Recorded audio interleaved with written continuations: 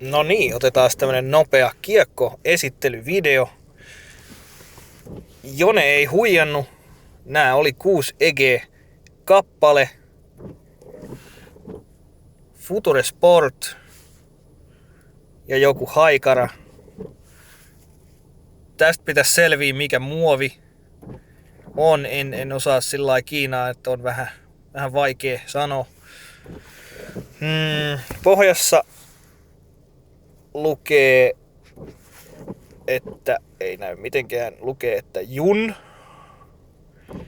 ja Jikun ja PDGA hyväksytty. Muovi on tällaista Championia sinne päin. Siipi, erikoisin mitä on ikinä nähnyt, on lähes tollanen niinku pyöreä alaspäin. Muuten ihan jännän näköinen. Heittovideokin tulee vielä.